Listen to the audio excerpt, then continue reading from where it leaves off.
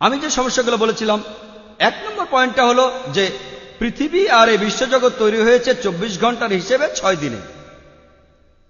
আলো আগে, তারপর আলোর উৎস এসেছে। 2 নম্বর পয়েন্ট।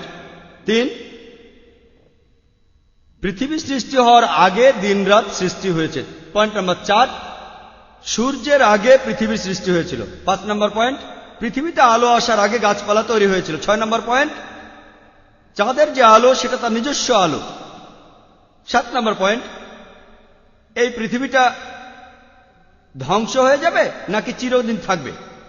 8 নম্বর পয়েন্ট, পৃথিবী স্তম্ভের উপরে আছে। 9 নম্বর পয়েন্ট, আকাশমণ্ডলে স্তম্ভে আছে।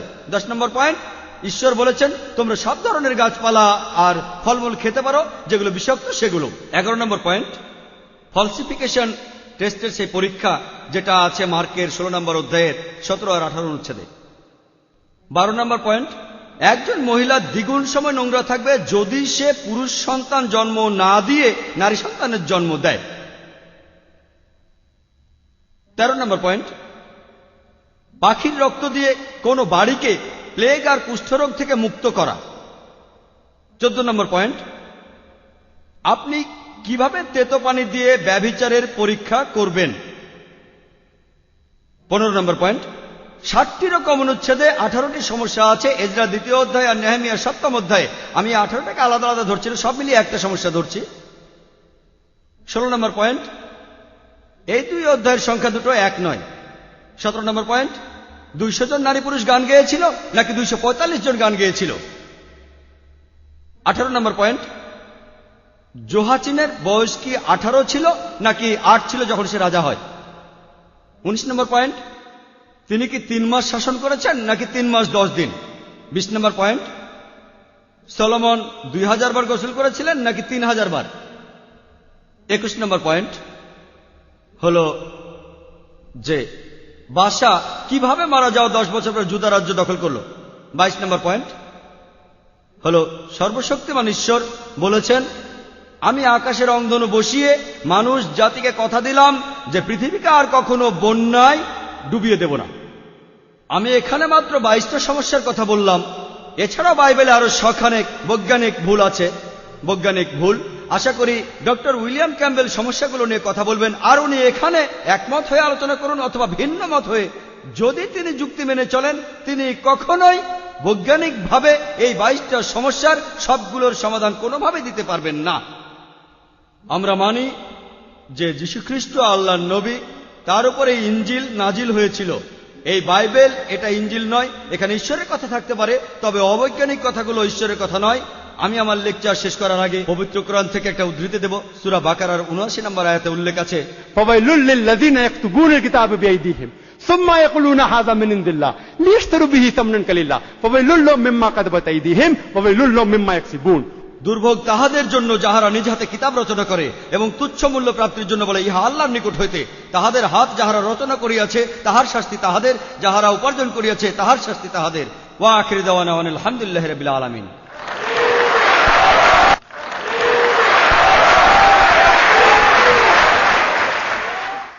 এখন আমি আহ্বান জানাচ্ছি ডক্টর ক্যাম্বেলকে ডক্টর জাকির নায়েকের বক্তব্যের উপর আলোকপাত করতে।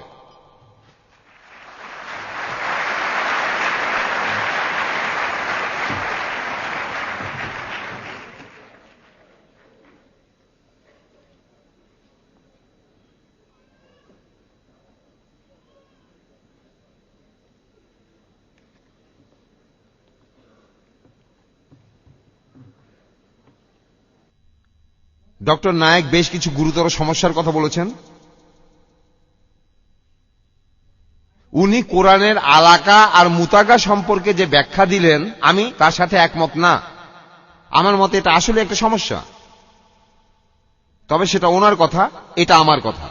আপনারা শ্রোতারাই এখানে বিচার করবেন কোনটা ঠিক। ডক্টর নায়েক বললেন যে তিনি এখন পর্যন্ত কোনো লোককে দেখেননি যে বাইবেলের পরীক্ষাটা দিয়েছে। আমি একজন লোকের কথা বলতে পারি, অবশ্য তিনি এখন আর বেঁচে নেই। তিনি আমার বন্ধু হ্যারি র্যাডক্লিফ। তিনি মরক্কোর দক্ষিণে একটি শহরে বসবাস করতেন, আর সেখানে একজন লোক যাকে হ্যারি বন্ধু বলে মনে করত, সেই লোক হ্যারিকে দাওয়াত করল ডিনারের জন্য।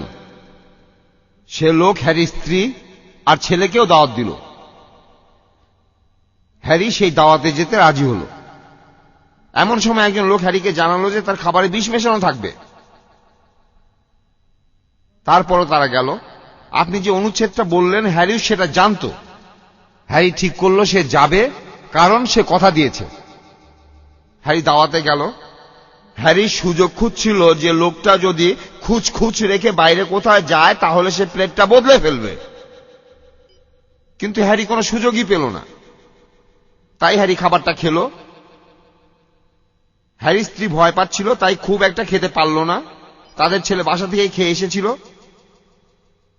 কিন্তু হ্যারি সবই খেল। সেই রাতে হ্যারির পেটে খুব ব্যথা করল, মুখ দিয়ে রক্ত পড়ল, কিন্তু হ্যারি মরেনি। 2 দিন পরে হ্যারি সেই লোকের দরজায় কড়া নাড়ল। লোকটা দরজা খুলে হ্যারিকে দেখে একেবারে ফ্যাকাশে হয়ে গেল, আর হ্যারি তাকে ডিনারের জন্য ধন্যবাদ জানালো। আপনি বললেন, তাই এই সম্পর্কে একটা উদাহরণ দিলাম। আর আপনি বললেন যে যিশুকে শুধুমাত্র পাঠানো হয়েছে শুধুমাত্র ইহুদিদের জন্যই, জেন্টাইলদের জন্য নয়। কিন্তু পবিত্র কোরআনেই বলা আছে, সূরা মরিয়মে আছে, একজন ফেরেশতা মরিয়মকে এসে বলল, 21 নম্বর আয়াতে আছে যে যীশু খ্রিস্ট মানুষের জন্য একটি নিদর্শন আর স্রষ্টার নিকট হইতে একটা অনুগ্রহ। মার্কের 14 অধ্যায় 9 অনুচ্ছেদ, একজন মহিলা এসে যিশুর পায়ে তেল মাখল। যিশু বললেন, এখন থেকে তোমরা পৃথিবীকে যেসব সুসংবাদ বলবে তার মধ্যেই মহিলার কাজের কথাও থাকবে। ম্যাথিউর 28 অধ্যায়ে যিশু যখন স্বর্গে যাওয়ার জন্য তৈরি হচ্ছেন, তিনি শিষ্যদের বললেন, গসপেলগুলো পুরো পৃথিবীতে ছড়িয়ে দাও। এটা পরস্পর বিরোধী কথা নয়। তিনি মৃত্যুর আগে তার শিষ্যদের বলেছেন, ইহুদিদের অনুসরণ করো, কারণ ইহুদিদের একটা বড় ধরনের সুযোগ আছে। একটা গল্প আছে, বাইবেলের মধ্যে আছে। এটাকে গল্প না বলে আসলে বলা উচিত ইতিহাস। যিশু একটা ডুমুর গাছের কাছে আসছেন। গাছটাতে 3 বছর ধরে কোনো ফল হচ্ছিল না। তাই লোকজন যিশুকে প্রশ্ন করল, আমরা কি গাছটা কেটে ফেলব? যিশু তখন উত্তরে বললেন, না, গাছটাকে আরো 1 বছর পরিচর্যা করে দেখো কোনো ফল দেয় কিনা। এসবই আসলে একটা রূপক কাহিনী ইসরায়েল সম্পর্কে। তিনি ইসরায়েলবাসীকে 3 বছর দীক্ষা দেওয়ার পর আরো বছরখানেক ছিলেন। অন্য আরেকটা রূপকে আছে যে যিশু তার শিষ্যদের বললেন, তোমাদের কাছ থেকে ঈশ্বরের আশীর্বাদ কেড়ে নিয়ে জেন্টাইলদের দেয়া হবে।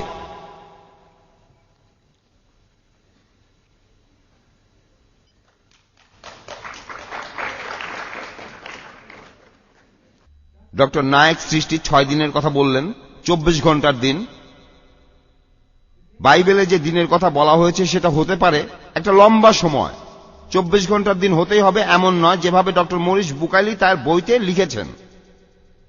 আর আমার মতে এই দিনগুলি খুব লম্বা একটা সময়। আর বাইবেলের কিছু সমস্যার কথা তিনি বলেছেন, আমিও সেগুলো অস্বীকার করছি না। এগুলোর পক্ষে কোনো যুক্তি দেখাতে পারবো না। তবে কথা বলবো,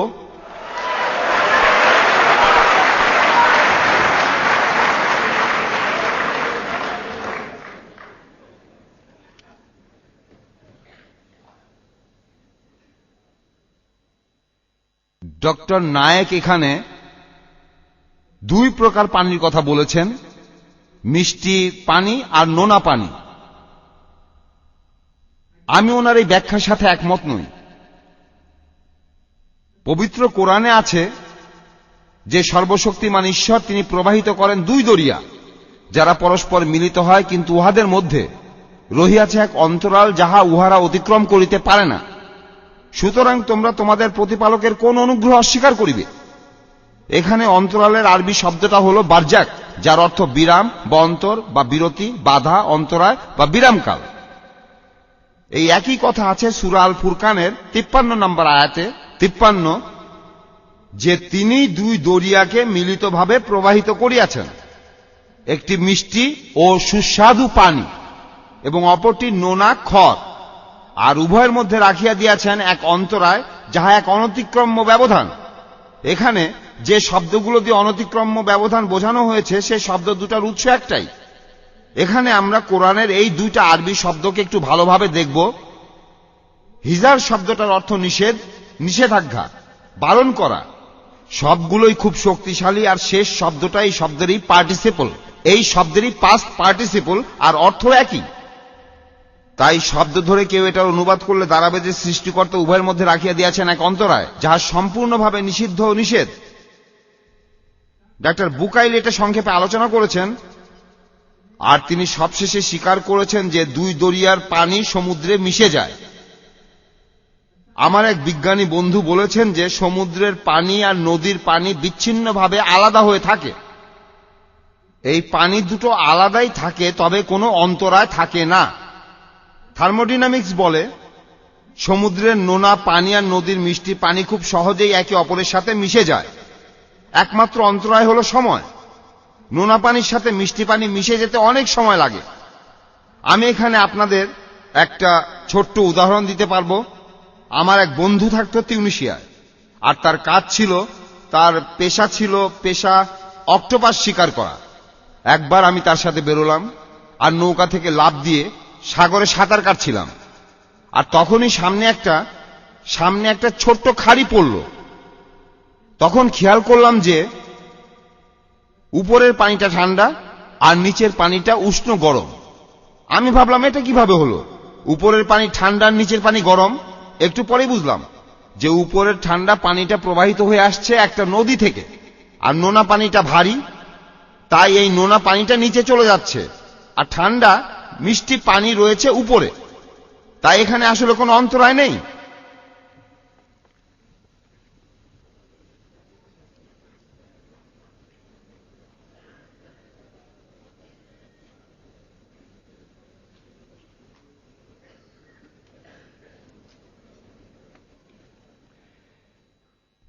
ডক্টর নায়েক ভাষা নিয়ে কথা বললেন, আর অবশ্যই আমি ইন্ডিয়ার কোনো ভাষায় কথা বলতে পারি না। আমি এমনকি আমেরিকার ইন্ডিয়ান ভাষাতেও কথা বলতে পারি না। তাই এখানে আমার কাছে আমেরিকার ইন্ডিয়ার মধ্যে কোনো পার্থক্য নেই।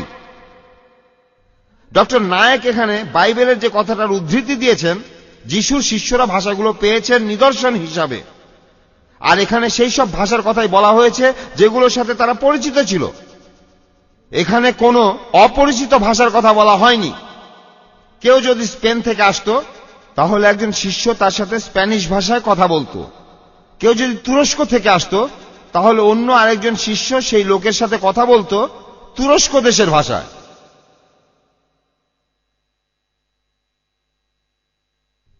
আর এখন আমি আপনাদের সাথে অন্য একটি বিষয় নিয়ে কথা বলবো। আমি বলবো সাক্ষীদের কথা। ডিউটারোনমিতে ঈশ্বর মুসাকে বলেছেন একজন নবীর বৈশিষ্ট্য হলো তার ভবিষ্যৎবাণী ফলে যাবে। এলাইজা এখানে একটা দৃষ্টান্ত, কোরআনের ভাষায় ইলিয়াস। তিনি রাজার কাছে গিয়ে বললেন যে আমি আদেশ না দিলে কোনো বৃষ্টি হবে না। তারপর 6 মাস কোনো বৃষ্টি হলো না, 1 বছর বৃষ্টি নেই। একবার তিউনিসিয়ায় 1 বছর বৃষ্টি হয়নি, 2 বছর বৃষ্টি হলো না, 3 বছর গেল, 3.5 বছর গেল। তখন এলাইজা রাজার কাছে গেলেন আর বললেন আমাদের মধ্যে প্রতিযোগিতা হবে। তারা তখন কার্মেল পাহাড়ে উঠে প্রতিযোগিতায় নামলো, আর রাজা হেরে গেল। কোরআনেও আছে যে নবী ইলিয়াস রাজার সাথে জিতে গিয়েছিলেন। তারপর এলাইজা সেখানে হাঁটু গেড়ে বসলেন আর বৃষ্টির জন্য প্রার্থনা করলেন। তারপর বৃষ্টি হলো। এখানে এলাইজা হলেন প্রথম সাক্ষী যে আমার আদেশ ছাড়া কোনো বৃষ্টি হবে না। এখানে তিনিই প্রথম সাক্ষী। যখন ঈশ্বর পৃথিবীতে বৃষ্টি নামালেন, এলাইজা তখন হাঁটু গেড়ে বসেছিলেন। ঈশ্বর এখানে দ্বিতীয় সাক্ষী। আরেকটা উদাহরণ দেই। খ্রিস্টপূর্ব 750 সালে ইহুদিদের নির্বাসনে পাঠানো হবে। ভবিষ্যৎবাণীটা ছিল তাদের নির্বাসনে পাঠানো হবে। তারপর সাইরাস তাদের ফিরিয়ে আনবে। এই সাইরাসটা আবার কে?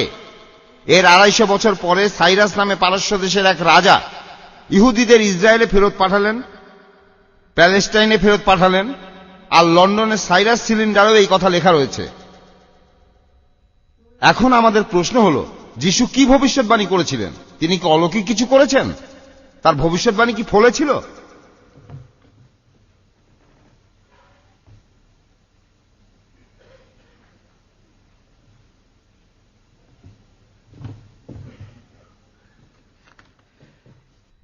এবার আমরা ভবিষ্যৎবাণী নিয়ে একটা গাণিতিক বিশ্লেষণ করব। এটা হলো থিওরি অফ প্রবাবিলিটি। আমরা এখানে দেখব যে হঠাৎ করে এই ভবিষ্যৎবাণীগুলো ফলে যাওয়ার সম্ভাবনা কতটুকু।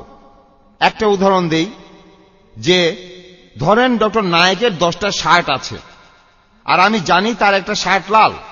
আমি বললাম আগামীকাল উনি লাল শার্টটা পরবেন। পরের দিন ঠিক সেটাই হলো। তখন আমি বললাম যে আমি নবী। আমার বন্ধুরা সবাই বলল যে না না, এটা হঠাৎ করে মিলে গেছে। এবার ধরেন ডক্টর স্যামুয়েল নামানের 2 জোড়া জুতা আর 1 জোড়া স্যান্ডেল আছে, আর তার পরের দিন আমি বললাম যে ডক্টর নায়েক পরের দিন কোন শার্টটা পরবেন।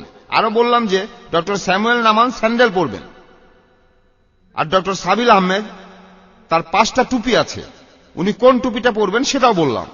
এখন আমার সব কথাগুলোই যে হঠাৎ করে মিলে যাবে সেটার সম্ভাবনা কতটুকু? চলে গেছে। যাই হোক, এখন আপনারা গুণ করেন 1/10 গুণ 1/5 গুণ 1/3, তাহলে আপনারা পেলেন 1/150। আর এটাই হলো আমার কথাগুলো ফলে যাওয়ার সম্ভাবনা। এবার স্লাইড প্রজেক্টরটা বন্ধ করে দিন প্লিজ, প্লিজ। এই স্ক্রিনটা বন্ধ করুন।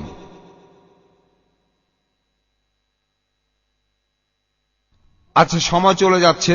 আমরা এবার 10টা ভবিষ্যৎবাণী দেখব। প্রথমটা হলো, এখানে আমরা শুধু সম্ভাবনাটা দেখব।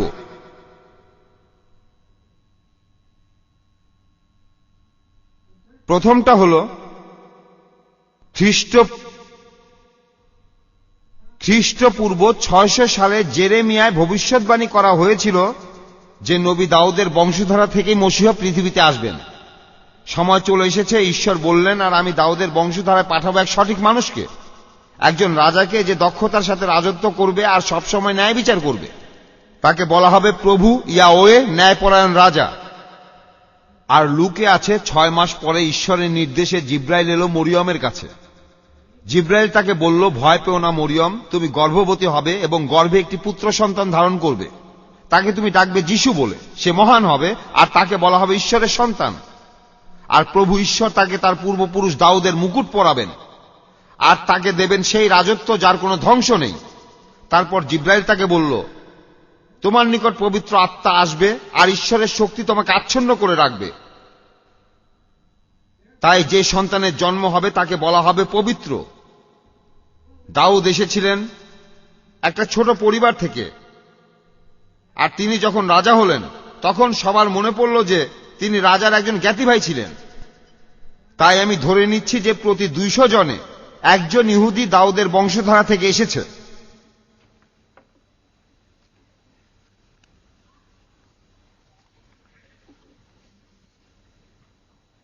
দ্বিতীয় ভবিষ্যৎবাণী, বেথেলহেমে একজন চিরজীবী রাজা জন্মগ্রহণ করবেন। মাইকা খ্রিস্টপূর্ব 750 সালে। কিন্তু তোমরা হে বেথেলহেম নগরবাসী, তোমাদের সাথে তো জুদায়ের সাদৃশ্য কম, তবে তোমাদের ভেতর থেকেই আসবেন ইসরায়েলের রাজা, যার বংশলতিকা প্রাচীন আর মর্যাদা সম্পন্ন। জোসেফ আর মেরি নাজারেত শহরের দক্ষিণে বাস করতেন। তখন অগাস্টাস সিজার একটা আদমশুমারি করবেন, তাই জোসেফ মেরিকে নিজের শহর বেথেলেমে নিয়ে গেল। আর লুকে উল্লেখ আছে যে জোসেফ গ্যালিলি থেকে চলে গেলেন নাজারেত শহর ছেড়ে জুদেয়ায়, দাউদের শহরে, যাকে বলা হতো বেথেলহেম, কারণ তিনি জন্মগ্রহণ করেছিলেন দাউদের বংশলতিকায়। আর তারা যখন সেখানে পৌঁছল, মেরি তখন পুত্র সন্তানের জন্ম দিল। এখন বেথেলহেমে জন্মানোর সম্ভাবনা কতটুকু ছিল? সে সময় প্রায় 20 লক্ষ, প্রায় 200 কোটি মানুষ খ্রিস্টপূর্ব 750 সাল থেকে সে সময় পর্যন্ত জন্মেছিল। আর বেথেলহেমের লোক সংখ্যা ছিল 7,000। তাই প্রতি 2,80,000 মানুষের মধ্যে একজন বেথেলহেমে জন্মেছিলেন। তৃতীয় ভবিষ্যৎবাণী, মসিহের জন্য রাস্তা তৈরি করবেন একজন প্রেরিত দূত। এটা আছে খ্রিস্টপূর্ব 400 সালে মেলাকির 3য় অধ্যায়। শোনো তোমরা, আমি আমার রাস্তা তৈরি করার জন্য একজন দূত পাঠাবো, আর তোমরা যে প্রভুকে খুঁজছো তিনি সহসা এসে উপস্থিত হবেন তোমাদের নিকট। যে দূতের প্রতিশ্রুতি দেয়া হয়েছে, অপেক্ষা করো, তিনি আসছেন, এ কথাই জানালেন ঈশ্বর। আর জনের গসপেলের পরের দিন জন দ্য ব্যাপটিস্ট, ইয়াহিয়া ইবনে জাকারিয়া যিশুকে তার কাছে আসতে দেখলেন আর বললেন, দেখো, ঈশ্বরের পুত্র এসেছেন, যিনি পৃথিবীর সব পাপ মুছে দেবেন। এর কথাই আমি তোমাদের বলেছিলাম, আমার পরে সেই লোক আসবে যে আমারও উপরে, কারণ তিনি আমার অগ্রবর্তী। আর পবিত্র কোরআনেও এই কথা উল্লেখ আছে সূরা আল ইমরানের 39 থেকে 45 নম্বর আয়াতে। ইয়াহিয়ার পিতাকে আল্লাহ সুসংবাদ দিয়েছেন, আর মারিয়ামকে আল্লাহর পক্ষ থেকে সুসংবাদ দিতেছেন, তাহার নাম হইবে ঈসা মসীহ, মরিয়ামের তনয়। এখন কতজন নেতার উপরেও একজন নেতা ছিল আমি জানি না, তবে ধরে নিচ্ছি প্রতি 1000 একজন নেতার উপরে আরেকজন নেতা ছিল।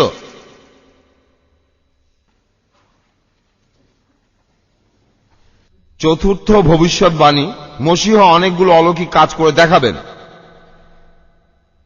খ্রিস্টপূর্ব 750 সালে যারা ভয় পাচ্ছে তাদের জানিয়ে দাও, শক্ত হও, ভয় পেও না, তোমাদের প্রভু আসবেন, তোমাদের রক্ষা করবেন।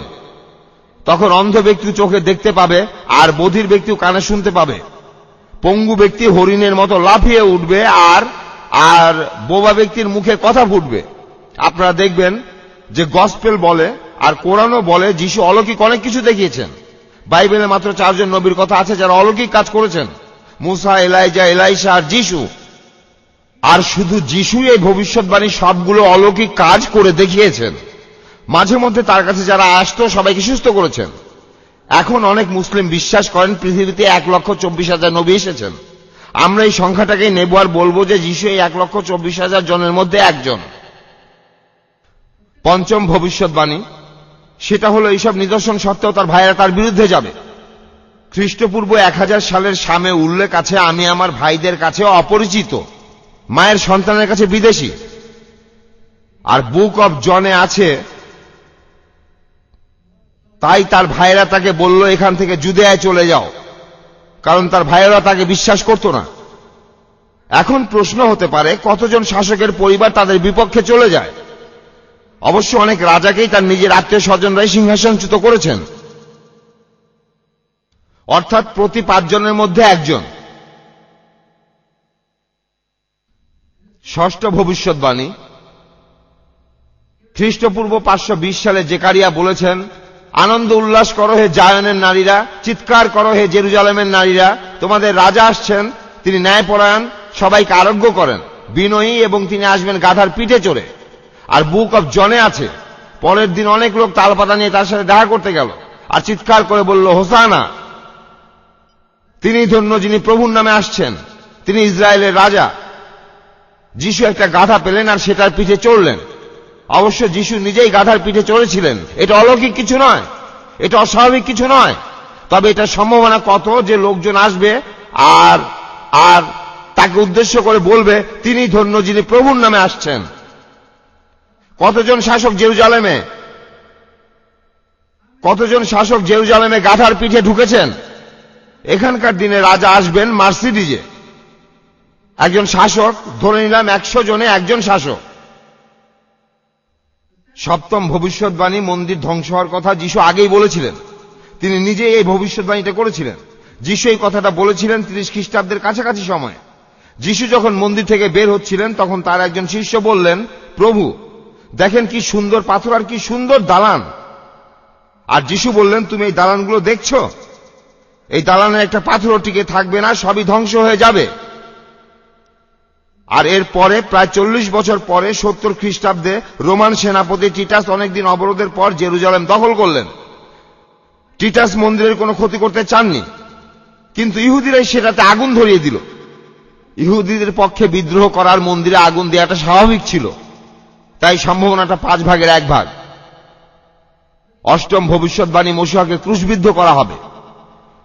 খ্রিস্টপূর্ব 1000 সালে দাউদ সামে বলেছেন, আমাকে ঘিরে রয়েছে একদল অসৎ স্বভাবের মানুষ, তারা আমার হাত ও পা ছিদ্র করেছে। তবে দাউদ তাদের হাতে মারা যাননি, তার স্বাভাবিক মৃত্যু হয়েছিল। তার হাত পা ছিদ্র করে ফেলেনি। আর বুক অব লুকে আছে, তারা যখন মাথার খুলি নামে জায়গাটাতে আসলো, সেখানে তাকে ক্রুশবিদ্ধ করলো আরো দুজন অপরাধী সহ, একজন তার ডানে আর একজন তার বামে। এখন প্রশ্ন হলো, কতজনের মধ্যে কতজনকে ক্রুশবিদ্ধ করা হয়েছে? এখানে ধরে নিলাম প্রতি 10,000 একজন।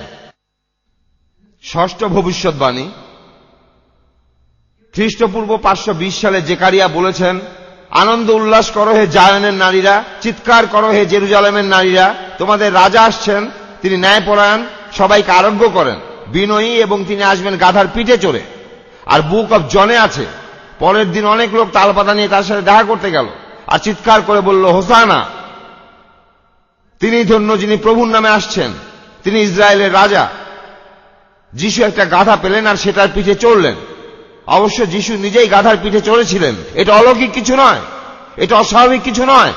তবে এটা সম্ভাবনা কত যে লোকজন আসবে আর আর তাকে উদ্দেশ্য করে বলবে, তিনি ধন্য যিনি প্রভুর নামে আসছেন। কতজন শাসক জেরুজালেমে গাধার পিঠে ঢুকেছেন?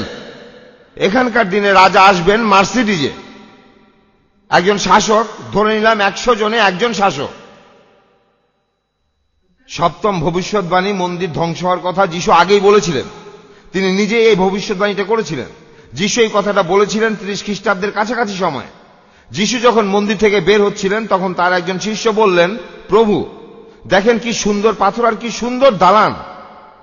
আর যিশু বললেন, তুমি এই দালানগুলো দেখছো? এই দালানের একটা পাথরও টিকে থাকবে না, সবই ধ্বংস হয়ে যাবে। আর এর পরে প্রায় 40 বছর পরে 70 খ্রিস্টাব্দে রোমান সেনাপতি টিটাস অনেকদিন অবরোধের পর জেরুজালেম দখল করলেন। টিটাস মন্দিরের কোনো ক্ষতি করতে চাননি, কিন্তু ইহুদিরাই সেটাতে আগুন ধরিয়ে দিল। ইহুদিদের পক্ষে বিদ্রোহ করার মন্দিরে আগুন দেওয়াটা স্বাভাবিক ছিল, তাই সম্ভাবনাটা 5 ভাগের 1 ভাগ।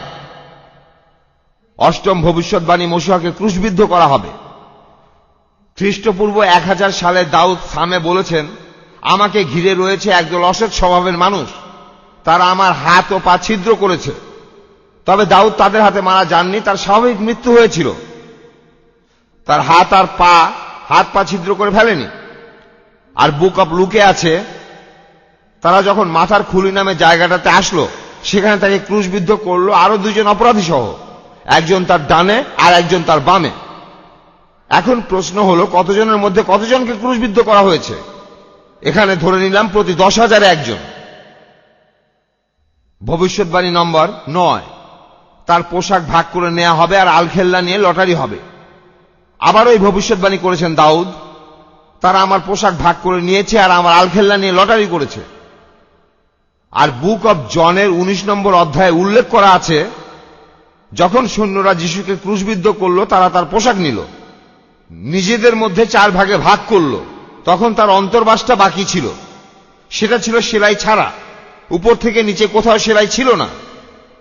এটাকে ছিল না, এসো আমরা লটারি করি, কে এটা পাবে।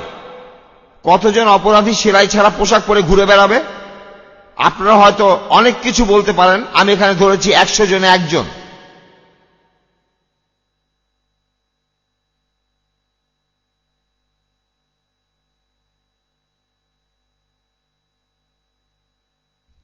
দশম ভবিষ্যৎবাণী। নিষ্পাপ হওয়া সত্ত্বেও তার মৃত্যুর সময় তাকে মনে করা হবে অসৎ আর ধনী।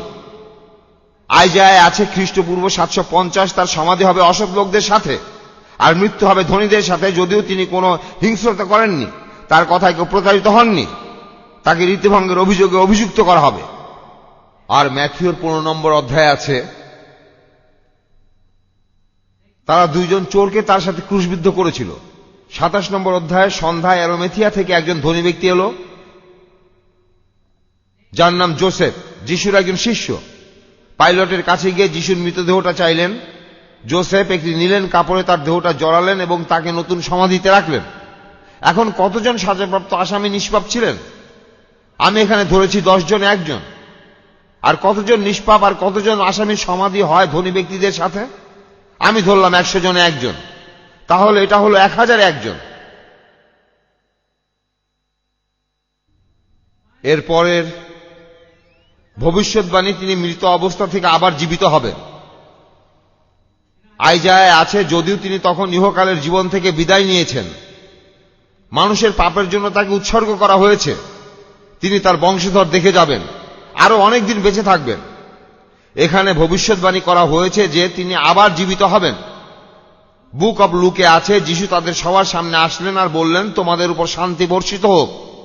তারপর বুক অব পলে উল্লেখ করা আছে তিনি পিটারের সামনে আসলেন, তারপর 12 জনের সামনে, তারপর তিনি একই সময়ে 500 জনেরও বেশি ভাইদের সামনে আসলেন যাদের অধিকাংশই জীবিত। তারপর জেমসের সামনে, যিশুর সৎ ভাই, তারপর সব শিষ্যদের সামনে। এই ব্যাপারটাকে একটু গুরুত্ব দিতে হবে। এখন আমরা সম্ভাবনাটা হিসাব করব, কতজন মানুষের মধ্যে একজনের ক্ষেত্রে এই সবগুলো ভবিষ্যৎবাণী সত্যি হয়ে যাবে। এটার উত্তর পেতে হলে আমাদের সবগুলো অনুমানকে গুণ করতে হবে। এই হিসাবটা অনেক বড়, একবারে দেখলে 2.78 গুণ 10 টু দি পাওয়ার 28। 28টা শূন্য। এটাকে আরো সহজ করে দেই, আমরা এটাকে কমিয়ে ধরি 1 গুণ 10 টু দি পাওয়ার 28। পৃথিবীতে এই সময়ের মধ্যে যত মানুষ জন্মেছে তাদের সংখ্যা ধরা হয়েছে 8,800 কোটি। এটাকে বলবো 1 গুণ 10 টু দি পাওয়ার 11। এই দুইটা সংখ্যাকে ভাগ করলে যে সংখ্যাটা পাবো সেটা হলো বর্তমান সময়ের মধ্যে এই ভবিষ্যৎবাণীগুলো হঠাৎ করে মিলে যাবে তার সম্ভাবনা, আর সেটা হলো 1/10 টু দি পাওয়ার 17। এই সংখ্যাটা হলো 1-এর পরে 17টা শূন্য। একবার কল্পনা করার চেষ্টা করুন, ধরুন আমেরিকার পুরো টেক্সাস প্রদেশটা আপনাকে ঢেকে দিতে হবে পয়সা দিয়ে। 1 মিটার নিচে, 3 ফিট নিচে, মাটির নিচে রাখবেন, যেখানে একটা পয়সাতে চিহ্ন দেয়া থাকবে। তারপর আমি বললাম যে যান পুরো টেক্সাস জুড়ে পয়সা ছড়ানো আছে, চিহ্ন দেয়া পয়সাটা নিয়ে আসুন। এখানে ঠিক পয়সাটা আপনি তুলবেন, তার সম্ভাবনা কতটুকু? এত কম যে সেটাকে শূন্যই বলা যায়।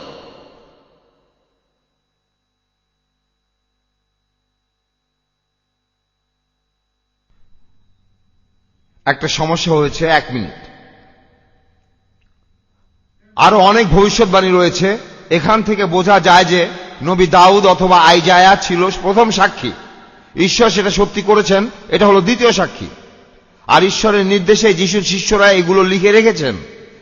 এটাই প্রমাণ করে যে বাইবেল ঈশ্বরের কথা, শুধুমাত্র সর্বশক্তিমান ইয়াহওয়ের কথা। গসপেল বলেছে যে যিশু স্বর্গ থেকে এসেছেন আর আমাদের পাপের জন্য শাস্তি ভোগ করেছেন। এটা শুভ সংবাদ। আর কোরআনে আছে নিষ্ঠুর সংবাদ। সূরা নাহলের 61 নম্বর আয়াতে আছে, আল্লাহ যদি মানুষকে তাহাদের সীমা লঙ্ঘনের জন্য শাস্তি দিতেন, তবে ভূপৃষ্ঠে কোনো জীবজন্তুকেই তিনি রেহাই দিতেন না। এখন সমস্যা হলো, কোরআনে স্পষ্ট বলা আছে আমরা যদি ভালো কাজ করিও ভালো ফল পাওয়া নিশ্চিত নয়। পবিত্র কোরআনে সূরা কাসাসে 67 নম্বর আয়াতে বলা হয়েছে, যে ব্যক্তি তওবা করিয়াছিল, ঈমান আনিয়াছিল ও সৎকর্ম করিয়াছিল, আশা করা যায় সে সাফল্য অর্জনকারীদের অন্তর্ভুক্ত হইবে। এছাড়াও সূরা তাহরিমের 8 নম্বর আয়াতে বলা হয়েছে, হে মুমিনগণ, তোমরা আল্লাহর নিকট তওবা করো, বিশুদ্ধভাবে তওবা করো, সম্ভবত তোমাদের প্রতিপালক তোমাদের মন্দ কর্মগুলি মোচন করিয়া দিবেন। আর সূরা তাওবার 18 নম্বর আয়াতে উল্লেখ আছে, যাহারা আল্লাহর মসজিদের রক্ষণাবেক্ষণ করিবে, যাহারা ঈমান আনে আল্লাহ ও আখিরাতে এবং সালাত কায়েম করে, যাকাত দেয় এবং আল্লাহ ব্যতীত অন্য কাহাকেও ভয় করে না, আশা করা যায় তাহারাই হইবে সৎ পথ প্রাপ্ত। সবশেষে কথাটাও স্পষ্ট বলা আছে যে আল্লাহকে বিশ্বাস করবে না সে অবশ্যই নরকে যাবে। কিন্তু যে লোকটি শেষ বিচারের দিনে বিশ্বাস করে নিজে সবকিছু আল্লাহর কাছে সমর্পণ করে, সে খুব বেশি আশা করতে পারে না। এটুকুই আশা করতে পারে যে আশীর্বাদ প্রাপ্তদের মধ্যে থাকতেও পারে সে। এটা নিষ্ঠুর সংবাদ। আর আপনারা ডিকশনারিতে আরবি আশায়া শব্দটার অর্থ দেখবেন যে হতে পারে, করতে পারে, সম্ভবত, হয়তো। আর অক্সফোর্ড ডিকশনারি ইংরেজি থেকে আরবিতে পারহ্যাপস শব্দটার আরবি আশায়া, এটা সত্যি হতে পারে, তবে নিষ্ঠুর। আর অন্যদিকে গসপেলে আছে শুভ সংবাদ। যিশু বলেছেন, আমি তোমাদের সেবা নিতে আসিনি, বরঞ্চ তোমাদের পাপের জন্য প্রায়শ্চিত্ত করতে এসেছি। আর এছাড়াও বুক অব পলে আছে, যদি নিজের মুখে স্বীকার করো যে যিশুই প্রভু আর অন্তর থেকে বিশ্বাস করো যে ঈশ্বর মৃতকে জীবিত করতে পারেন, আপনি তাহলে রক্ষা পাবেন নিশ্চিত।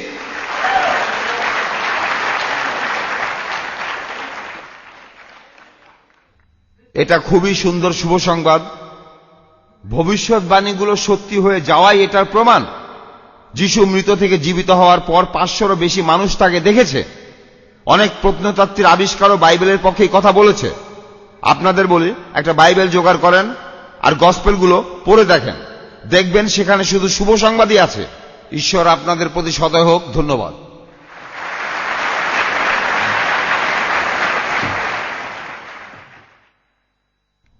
এবারে ডক্টর উইলিয়াম ক্যাম্পবেলের কথার উত্তরে আপনাদের সামনে আসছেন ডক্টর জাকির নায়েক।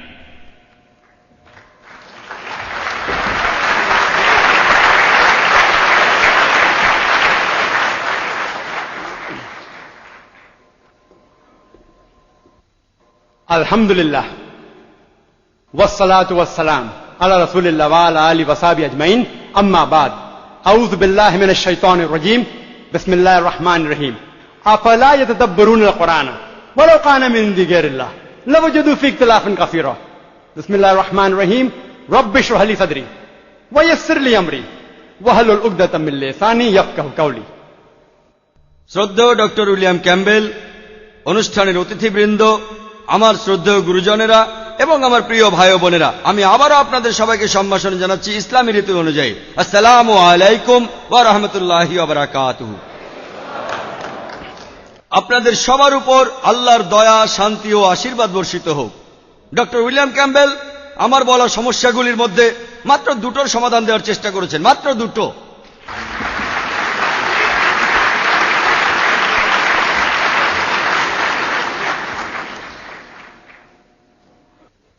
প্রথম সমস্যাটার উত্তরে তিনি বললেন যে তার মতে বাইবেলে যে দিনের কথা বলা হয়েছে সেটা নাকি অনেক লম্বা সময়। আমি তার আগেই আমার লেকচারে বলেছি, যদি আপনি ধরে নেন কোরআনের মতো এখানেও দিনগুলি লম্বা সময়, আপনি মাত্র দুটো সমস্যার সমাধান দিতে পারবেন। 6 দিনে বিশ্বজগৎ সৃষ্টি হয়েছে, আলো এসেছে প্রথমে আর পৃথিবী তৃতীয় দিনে, আর বাকি 4টা সমস্যার কোনো সমাধান পাবেন না। ডক্টর উইলিয়াম ক্যাম্পবেল ধরে নিয়েছেন দিনগুলো লম্বা সময়, আর 6টা সমস্যার মধ্যে তিনি 2টার সমাধান করতে পেরেছেন। বাকি 4টা সমস্যা বিশ্বজগতের সৃষ্টি নিয়ে তিনি মেনে নিয়েছেন, খুবই ভালো। তিনি বললেন এগুলোর উত্তর দেওয়া কঠিন। দ্বিতীয় সমস্যার উত্তরে তিনি বললেন বুক অব মার্কের সেই পরীক্ষার ব্যাপারে 16 নম্বর অধ্যায়ের 17-18 অনুচ্ছেদে। আর তিনি বললেন যে তার এক বন্ধু যার নাম হ্যারি, তারপরে কি যেন মরক্কোতে তিনি খেলেন খুসখুস। বাইবেল বলছে কিং জেমস ভার্সন অথবা নতুন ইন্টারন্যাশনাল ভার্সন, যেটার কথা ডক্টর উইলিয়াম ক্যাম্পবেল বললেন, মারাত্মক বিষ পান করা, খাওয়া নয়, পান করা।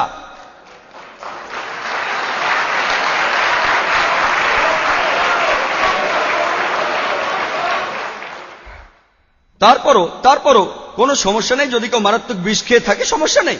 কিন্তু চিন্তা করেন মরক্কোতে একজন। আমি জানি পৃথিবীতে 200 করে খ্রিস্টান আছে, কেউ পরীক্ষা দিতে আসেনি। 200 করে খ্রিস্টানের মধ্যে একজনও না। আর আমি ভেবেছিলাম যে ডক্টর উইলিয়াম ক্যাম্পবেল একজন সত্যিকারের বিশ্বাসী। আমি বলেছিলাম তাকে পরীক্ষায় পাশ করতে, তার বন্ধুকে বলেনি যিনি এখন বেঁচে নেই।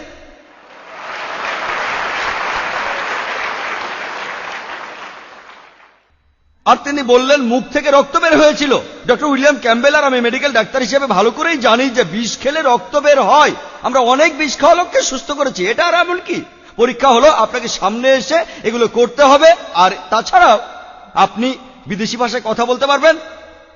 আর ডক্টর উইলিয়াম ক্যাম্পবেল বললেন যে সেই সময় যদি আপনি মার্কের 16 নম্বর অধ্যায়টা পড়েন, সে সময় লোকেরা তারা বিভিন্ন ভাষায় কথা বলতো যেগুলো তারা জানতো।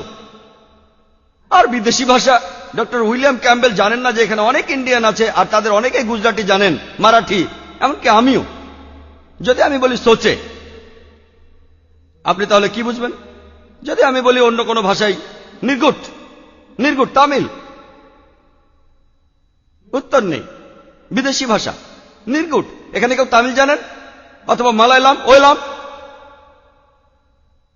হ্যাঁ, খুব ভালো। আপনি কি খ্রিস্টান?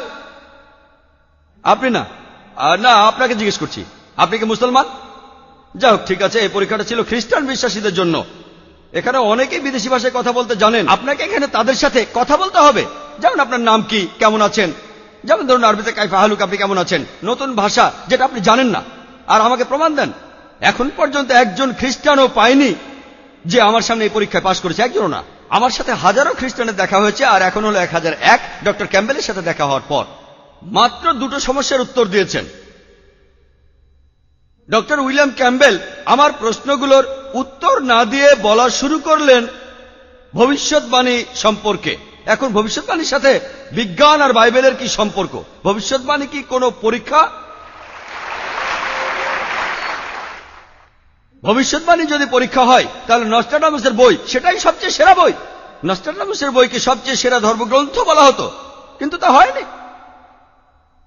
তিনি বললেন থিওরি অফ প্রবাবিলিটির কথা। থিওরি অফ প্রবাবিলিটি বলতে কি বোঝায়, সেটা দিয়ে কিভাবে বিজ্ঞানের মাধ্যমে কোরআনকে পরীক্ষা করবেন।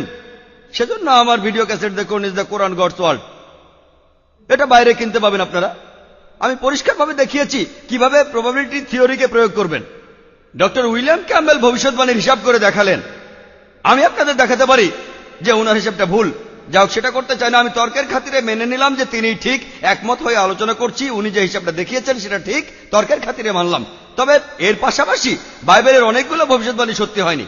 আমি এমন অনেকগুলোর কথা আপনাদের বলতে পারি, যেমন ধরুন জেনেসিসের 4 নম্বর অধ্যায়ের 12 অনুচ্ছেদে বলা আছে ঈশ্বর কেইনকে বললেন তোমরা কখনো স্থায়ী হতে পারবে না, তোমরা হবে যাযাবর। এরপর আপনারা দেখবেন জেনেসিসের 4 নম্বর অধ্যায়ের 17 অনুচ্ছেদে কেইন একটা শহর বানালো। ভুল ভবিষ্যৎবাণী।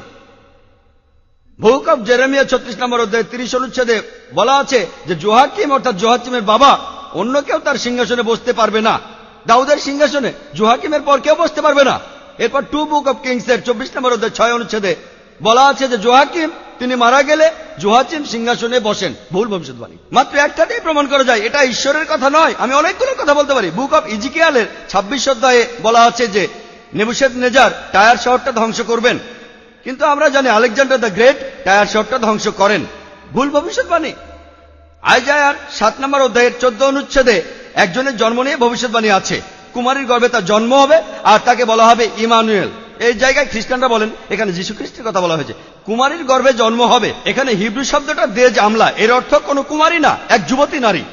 কুমারী শব্দটা হিব্রু ভাষায় হবে বেথুলা, এখানে সেটা নেই। তারপরও মেনে নিলাম, একমত হয়ে আলোচনা করছি, মেনে নিলাম কুমারী কুমারী, কোনো সমস্যা নেই। এখানে আছে তাকে বলা হবে ইমানুয়েল। বাইবেলের কোন জায়গায় যীশু খ্রিস্টকে ইমানুয়েল বলে ডাকা হয়নি।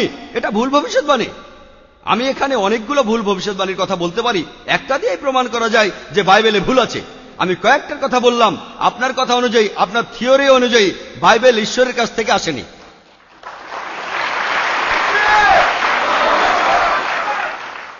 وَمِنْ آيَاتِهِ اللَّيْلُ وَالنَّهَارُ وَالشَّمْسُ وَالْقَمَرُ لَا تَسْجُدُوا لِلشَّمْسِ وَلَا لِلْقَمَرِ وَاسْجُدُوا لِلَّهِ الَّذِي خَلَقَهُ